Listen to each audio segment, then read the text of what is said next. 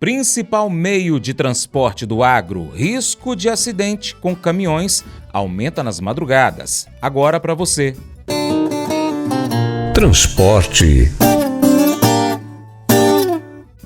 O transporte rodoviário de cargas é o principal modal logístico do Brasil, responsável por aproximadamente 65% a 70% de toda a movimentação de cargas no país, segundo dados da Confederação Nacional do Transporte, CNT.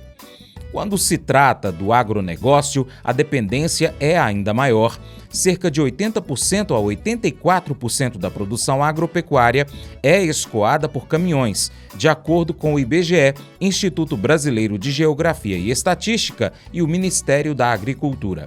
Isso reforça a importância da malha rodoviária para a competitividade do agro nos estados onde estão localizados os grandes produtores de grãos, carnes e outros produtos do agro.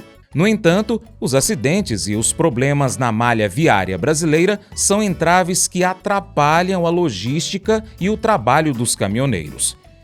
Outro dado também preocupa. Nas madrugadas, o risco de ocorrências praticamente triplica. E Osama Elgauri, da Rádio Nacional, tem mais informações. O risco de acidentes graves com caminhões aumenta em até 3,5 vezes durante a madrugada. A informação é de um estudo da USP, a Universidade de São Paulo, que destacou o horário entre 2 e 4 da manhã como de maior chance de ocorrências. Para chegar a essa conclusão, os pesquisadores analisaram dados da Polícia Rodoviária Federal e do DENIT, o Departamento Nacional de Infraestrutura de Transportes, sobre os chamados acidentes de veículo único. São casos em que o caminhão se acidenta sozinho, capotando ou dobrando em L, como os motoristas geralmente falam. Segundo o estudo, o período de 2 às 4 da manhã coincide com o chamado nadir circadiano, o momento em que o relógio biológico humano reduz drasticamente o estado de alerta e de agilidade mental. Ou seja, nesse horário, o motorista está lutando contra a própria biologia, não se tratando apenas de imprudência, mas de um limite físico mesmo. A pesquisadora da USP, Cláudia Moreno, explica que, embora o número absoluto de acidentes seja maior durante o dia, o resultado muda quando se considera o número de veículos nas vias. A gente sabe que tem menos veículos à noite. Se tem menos veículos à noite, era de se esperar que proporcionalmente também tivessem menos acidentes à noite. Mas não é isso que acontece. Durante a madrugada, proporcionalmente ao número de veículos que trafegam nas rodovias, há um maior número de acidentes e esses acidentes ocorrem nessa faixa de horário que é de 2 a 4 da manhã. Segundo a pesquisadora, a principal causa do risco mais alto de acidentes na madrugada é a sonolência ao volante por longas jornadas de trabalho. Esses motoristas, eles podem fazer uma entrega numa filial no Rio de Janeiro ou em alguma cidade do Nordeste. E eles têm um prazo para fazer isso, que muitas vezes ele não permite um período, por exemplo, de 8 horas para dormir. Consequentemente, ele vai dirigir sonolento em alguns momentos. Quando essa sonolência chega a níveis muito elevados, ele pode cair no sono, ter um episódio de microsono e sofrer um acidente. De acordo com Cláudia Moreno, dirigir após 17 horas de privação de sono gera um nível de alerta semelhante ao de quem consumiu 2 taças de vinho.